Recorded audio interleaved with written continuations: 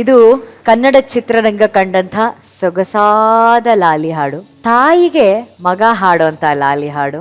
ಇದು ರಾಮಾಚಾರ್ಯ ಲಾಲಿ ಹಾಡು. ಇದು ಮಹಾ ಗುರುಗಳ ಲಾಲಿ ಹಾಡು. ಇದು ನಮ್ಮ ರವಿಚಂದ್ರನ್ ಸರ್ ಅವರ ಲಾಲಿ ಹಾಡು.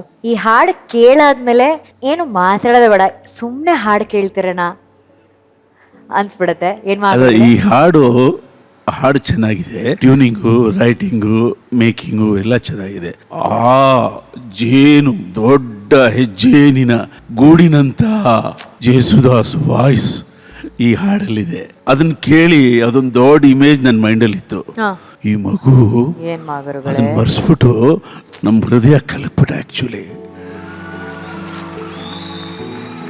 ಯಾಕೆಂದ್ರೆ ಅವನು ಕನ್ನಡವನ್ನ ಎಲ್ಲೆಲ್ಲಿ ಒತ್ತಬೇಕು, ಎಲ್ಲೆಲ್ಲಿ ಎಳಿಬೇಕು, ಅದು ನಿನಗೆ ಮೈಗೂಡಿಸ್ಬಿಟ್ಟಿದೆ ಕಣೋ. ಅದು ರಾಜ್ಕುಮಾರ್ ಅವರ ವರ. ಅದು ಕನ್ನಡವನ್ನ ಅವರಷ್ಟು ಚೆನ್ನಾಗಿ ಹಾಡೋರು ಯಾರೂ ಇಲ್ಲ ಕನ್ನಡದಲ್ಲಿ ನನಗೆ ಗೊತ್ತಿರೋ ಪ್ರಕಾರ. ಅಷ್ಟು ಚೆನ್ನಾಗಿ ನೀನು ಅದನ್ನು ಅನುಭವಿಸಿ ಆ ಮಾತುಗಳನ್ನೆಲ್ಲ ಆಡ್ತಾ ಇದ್ದೆ. ನಾನು ಎಂಜಾಯ್ ಮಾಡ್ತಾ ಇದ್ದೆ. ನಮ್ಮ ಗಿಟಾರ್ ಶ್ರೀನಿವಾಸು ನುಡಿಸ್ತಾ ನನ್ನ ಕಡೆ ನೋಡ್ತಾ ಇದ್ದಾರೆ. ಅವರು, ನಾನು ಅವ್ರ ಕಡೆ ನೋಡ್ತಾ ಇದ್ದೀನಿ.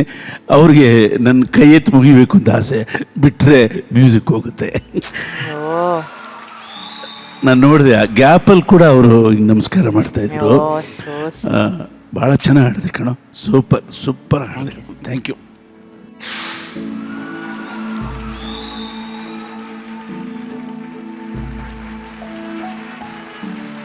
ರವಿ ಸರ್, ಇವರು ಜ್ಞಾನೇಶ ಅಂತ ನಮ್ಮ ಉತ್ತರ ಕರ್ನಾಟಕದ ಪ್ರತಿಭೆ. ಪಂಚಾಕ್ಷರಿ ಗವಾಯಿಗಳ ಮಠದಲ್ಲಿ ಸಂಗೀತವನ್ನ ಕಲಿತು ನಮ್ಮ ವೇದಿಕೆಗೆ ಬಂದಿರುವಂತಹ ಒಂದು ಪ್ರತಿಭೆ. ಇವತ್ತು ನಿಮ್ಮ ಹಾಡು, ಒಂದು ಲಾಲಿ ಹಾಡನ್ನ ನಿಮ್ಗೋಸ್ಕರ ಹಾಡಿದಾನೆ. ಚೆನ್ನಾಗಿ ಹಾಡಿದ್ದೆ. ಅದ್ರ ಬಗ್ಗೆ ಎರಡನೇ ಮಾತಿಲ್ಲ. ಈ ಹಾಡು ಯೂಶಲ್ ಆಗಿ ನಾವು ಇಷ್ಟೊತ್ತು ಕೇಳಿದ ಹಾಡುಗಳಲ್ಲಿ ಆಡಂಬರ ಅಲಂಕಾರ ಜಾಸ್ತಿ ಇತ್ತು. ಅದಿಲ್ದೇನು ಹಾಡು ಗೆಲ್ಲುತ್ತೆ ಅನ್ನೋದಕ್ಕೆ ಇದು ಸಾಕ್ಷಿ. ಕಂಟೆಂಟ್ ಇದ್ರೆ ಸಾಕು ಅನ್ನೋದು ಇದೊಂದು ಸಿನಿಮಾ. ಯೂಶಲ್ ಆಗಿ ಜಾರು ಬಿದ್ದು ಬಿಡ್ತೀವಿ. ಬಿದ್ದ ಮೇಲೆ ಯಾರಾದ್ರೂ ಬಂದು ಕೈ ಕೊಡ್ತಾರ, ಇಲ್ಲ ನಾವೇ ಎದ್ದೇಳ್ಬೇಕಂತ ಒಂದು ಪರಿಸ್ಥಿತಿ ಬರುತ್ತೆ ಜೀವನದಲ್ಲಿ. ಆದ್ರೆ ಬೀಳ್ತೀನಿ ಅಂತ ಗೊತ್ತಿದ್ದು ಮಾಡಿದ ರಾಮಾಚಾರ್ಯ ಬೀಳ್ಬಾರ್ದು ಅಂತ. ಶಾಂತಿಕ್ರಾಂತಿಯಲ್ಲಿ ಬೀಳ್ತೀನಿ ಅಂತ ಗೊತ್ತಿತ್ತು ನನಗೆ, ಅದಕ್ಕೆ ರಾಮಾಚಾರ್ಯ ಮಾಡಿದೆ. ಯಾರ ಕೈಗೂ ಕಾಯ್ಲಿಲ್ಲ ನಾನು. ರಾಮಾಚಾರ್ಯ ನಿಲ್ಲಿಸ್ಬಿಡ್ತು ನನಗೆ ವಾಪಸ್. ಆಮೇಲೆ ಯಾವುದೇ ಸಿನಿಮಾ ನಾನು ಮಾಡಿದ್ರು ಅವತ್ತಿಂದ ಇವತ್ತವರೆಗೂ ಜೇಸುದಾಸ್ ಇಲ್ದವ್ರು ಇನ್ಕಂಪ್ಲೀಟ್. ಅದು ಬಾಲ್ ಅವ್ರು ಹತ್ತಾಡಾಡ್ಲಿ, ಒಂದು ಜೇಸುದಾಸ್ ಸಾಂಗ್ ಬೇಕು. ಆ ಇಡೀ 10 ಸಾಂಗ್ನ ವಾಯ್ಸ್ ತೂಕ ಬ್ಯಾಲೆನ್ಸ್ ಮಾಡ್ಬಿಡೋದು. ಆ ನೋವಿದೆಯಲ್ಲ, ಆ ನೋವು ಜೇಸುದಾಸ್ ವಾಯ್ಸಲ್ಲಿ ಬಂದಂಗೆ ಯಾರ ವಾಯ್ಸಲ್ಲೂ ಬರಲ್ಲ. ನಾನೇನು ಮಾಡೋದೇ ಬೇಕಾಗಿಲ್ಲ, ಸುಮ್ಮನೆ ನಡ್ಕೊಂಡು ಹೋಗ್ತಿರ್ತೀನಿ.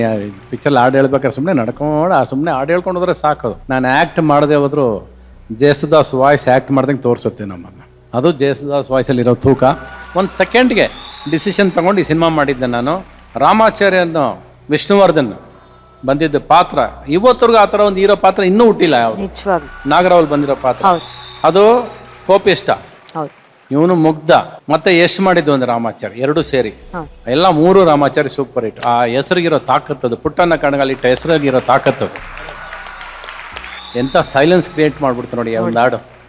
ಇವ್ರು ಒಂದು ಫಸ್ಟ್ ಚರಣ ಬರೆದಿದ್ದಾರಲ್ಲ, ಅದೇ ಇವಾಗ ನನ್ನ ಜೀವನದ ಪರಿಸ್ಥಿತಿ ಕೂಡ. ನಾನು ದೇವ್ರ ಕೈ ಮುಗಿಯೋದಿಲ್ಲ ನಾನು, ಬಟ್ ನನ್ನ ತಾಯಿನೇ ಪೂಜಿಸೋದು ನಾನು. ಇವ್ರೇನು ಬರ್ದಿರೋ ಅಷ್ಟು ಲೈನ್ಸು ಇವತ್ತು ನನ್ನ ಜೀವನದಲ್ಲಿ ನಡೀತಾ ಇದೆ. ಇವತ್ತು ನನ್ನ ತಾಯಿಗೆ ನಾನು ನಕ್ಕಿದ್ರೆ ಸಾಕು, ನಾನು ಚೆನ್ನಾಗಿದ್ರೆ ಸಾಕು, ನನ್ನ ನೋವು ಇದ್ರೆ ಅಳ್ತು ಬಿಡ್ತಾರೆ ಅವ್ರು. ಆ ಥರ ಇವತ್ತಿಗೆ ಆ್ಯಕ್ಚುಲಾಗಿ ಒಂದು 12 ದಿವಸದಿಂದ ಉಸಿರೇ ಆಡೋದಿಲ್ಲ ಅವ್ರು ಹಂಗೆ ನೋಡೋಕೆ ಹೋದ್ರೆ.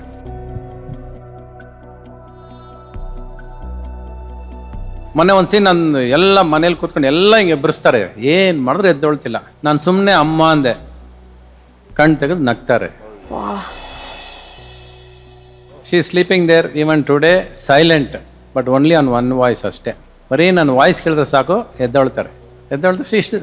ಒಂದು ನಗು ಬರುತ್ತೆ. ಒಂದು 5 ನಿಮಿಷ ಗೊತ್ತಾಗಲ್ಲ, ಏನೋ ನೋಡ್ತಾರೆ, ಬ್ರೈನ್ ಡೆಡ್ ಆಗಿದೆ, ಬಟ್ ಶಿ ಸ್ಮೈಲ್ಸ್. ಸಾಕು. ಇವತ್ತಿಗೂ ಅವ್ರು ನೋಡ್ಕೊಂಡೇ ಹೊರಡೋದು. ಇಲ್ಲಿಗೆ ಬರ್ಬೇಕಾದ್ರೆ ಅವ್ರು ನೋಡ್ಕೊಂಡೇ ಹೊರಡೋದು, ಅವ್ರು ಕಾಲು ಮುಟ್ಕೊಂಡೇ ಹೊರಡೋದು. ದೇವ್ರು ಇನ್ನೂ ನಮ್ಮ ಜೊತೆ ಇಟ್ಕೊಂಡಿದ್ದೀವಲ್ಲ, ನಮಗೆ ಬೇಕು ಅವರು ಅಷ್ಟೇ. ಹೆಂಗಾರ ಇರಲಿ, ಸುಮ್ಮನೆ ಇದ್ರು ಚಿಂತೆ ಇಲ್ಲ. ಉಸಿರಾಡ್ತಾ ನಮ್ಮ ಮನೇಲಿ ಬದುಕಿರೋರ್ಗೂ ಬದುಕಿರಲಿ ಅನ್ನೋದು ಆಸೆ ನಮ್ಗೆಲ್ಲರೂ ಅಷ್ಟೇ. ಆ ಹಾಡು ಇವತ್ತು ಇವ್ರು ಅವಾಗಲೇ ಲೈನ್ಸ್ ಬರ್ದವ್ರು ಅದನ್ನು. ಆ ಫಸ್ಟ್ ಚರಣ ಎಲ್ಲ ನನಗೆ ಅದು ಕೇಳ್ತಿದ್ದಂಗೆ ಇವತ್ತು ನನ್ನ ಲೈಫಲ್ಲಿ ನಡೀತಿರೋ ಸೀನ್ಸು ಅದೇ ಅವ್ರು ಹೇಳಿರೋದು.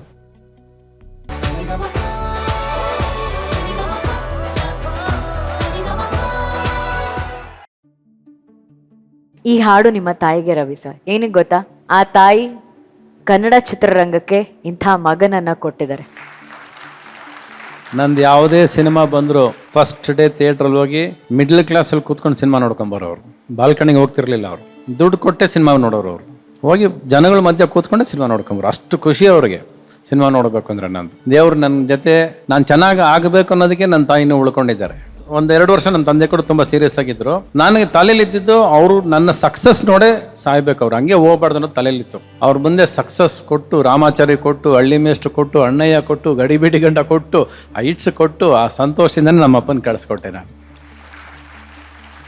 Might be she is waiting for one more success of main. ನನ್ನ ಸಕ್ಸಸ್ ನೋಡ್ಕೊಂಡೇ ಅವ್ರು ಹೋಗೋದು, ಹಂಗೆ ಸುಮ್ಮನೆ ಹೋಗೋದಿಲ್ಲ ಅವರು. ಅದು ನಿಜ. ಅದು ಇವರು ನನ್ನ ತಂದೆ, ನನ್ನ ತಾಯಿ ಕೊಟ್ಟರು ಪ್ರೀತಿ ಬಹುಶಃ ನನ್ನಷ್ಟು ಅದೃಷ್ಟವಂತ ಯಾವನೂ ಇಲ್ವೇನೆ ಪ್ರಪಂಚದಲ್ಲಿ ಅನ್ಸ್ಬಿಡುತ್ತೆ. ನನಗೆ ಅಷ್ಟು ಪ್ರೀತಿಸ್ಬಿಟ್ರು. ನನಗೆ ಸಾಧ್ಯನೇ ಇಲ್ಲ. ಅದೊಂದೇ ಅಲ್ಲ, ನೀವೆಲ್ಲ ಸೇರಿ ನನಗೆ ಕೊಡೋ ಪ್ರೀತಿ ಇದೆಯಲ್ಲ, ಮತ್ತೆ ಮತ್ತೆ ಈ ಶೋ ಬಂದಾಗ ಸಾಧ್ಯನೇ ಇಲ್ಲ. ಅವ್ರ ಜಾಗ ತುಂಬಿಡ್ತೀರಾ ನೀವೆಲ್ಲರೂ ಪ್ರತಿ ಸಾರಿ ಬಂದಾಗ. ಅದಕ್ಕೆ ನೀವು ಎಷ್ಟು ಸಾರಿ ಬಂದರೂ ಸುಮ್ಮನೆ ಕೂತಿರ್ತೀನಿ, ತಲೆ ತಗ್ಗಿಸ್ಬಿಡ್ತೀನಿ, ತಲೆ ಬಾಗ್ತೀನಿ. ಆಯ್ತು, ಇದಕ್ಕಿಂತ ಪ್ರೀತಿ ಸಂಪಾದನೆ ಮಾಡಿದ್ದೀನಿ, ಇನ್ನೇನು ದುಡ್ಡು ಸಂಪಾದನೆ ಮಾಡಿ ಏನು ಮಾಡಬೇಕು? ಮೊನ್ನೆ ಅಪ್ಪು ನಮ್ಗೆ ಏನು ಹೇಳ್ಕೊಟ್ಬಿಟ್ಟೋದ್ರು, ನಾಳೆ ಅನ್ನೋದು ಬರೀ ಕನಸು, ಆಸೆ ಅಷ್ಟೇ, ಭರವಸೆ ಅಂತೂ ಅಲ್ಲ. ಅದು ಅಲ್ಲ. ಯಾವಾಗ ಬೇಕಾದ್ರೆ ಮನುಷ್ಯ ಹೊಟ್ಟೋಗ್ತಾನೆ, ಹೇಳ್ದೆ ಕೇಳ್ದೆ ಗುಡ್ ಬೈನೂ ಹೇಳಲ್ಲ, ಹಂಗೆ ಹೊಟ್ಟೋಗ್ತಾನಲ್ರಿ. ಇವತ್ತು ಗುಡ್ ಬೈ ಹೇಳಿಲ್ವಲ್ಲ ನಮ್ಗೆ ಯಾರಿಗೂ. ಸೊ ಈ ಥರ ಪ್ರಪಂಚ ಇರ್ಬೇಕಾದ್ರೆ ಏನು ಬೇಕು ನಮಗೆ? ನಗ್ರಿ, ಚೆನ್ನಾಗಿರ್ರಿ. ಐ ಥಿಂಕ್ ಸಾಕು. ಈ ಕೋಪ, ಈಗೋ, ಸಂಕಟ ಅದೇನೇನೋ ಇರ್ತವೆ ಮನುಷ್ಯರಲ್ಲಿ. ಎಲ್ಲ ಬೇಡದಿರೋದೆಲ್ಲ ಇಟ್ಕೊಂಡು ಸಾಯ್ತಾರೆ. ಬಿಡ್ರಿ, ಎಲ್ಲ ಬಿಡ್ರಿ, ಏನು ನಡೆಯಲ್ಲ, ಅವೆಲ್ಲ ನಡೆಯಲ್ಲ. ಕೋಟಿಗಟ್ಟಲೆ ಅಕೌಂಟಲ್ಲಿ ಇದ್ದರೂ ಕೂಡ ಅದು ಸಂತೋಷ ಕೊಟ್ಟೇ ಇಲ್ಲ. ಅದು ಯಾವನೋ ತಿಂತಾನೆ ಹೊರತು ನೀನು ಸಂಪಾದನೆ ಮಾಡೋದು ತಿನ್ನೋದೇ ಇಲ್ಲ ಜೀವನದಲ್ಲಿ.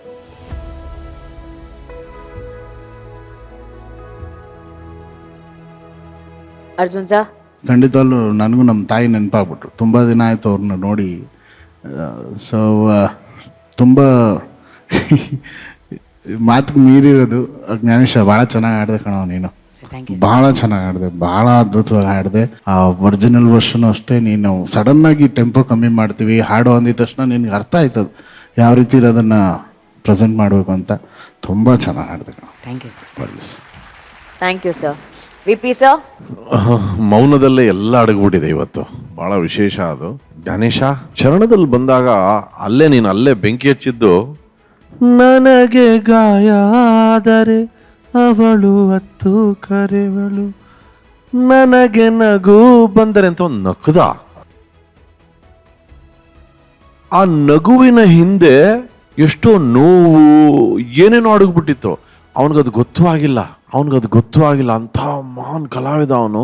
ಒಂದು ನಗು ಇದೆ, ನಗುವಿನ ಹಿಂದೆ ಏನೋ ಕಥೆಗಳೆಲ್ಲ ಅಡಗಿದೆ.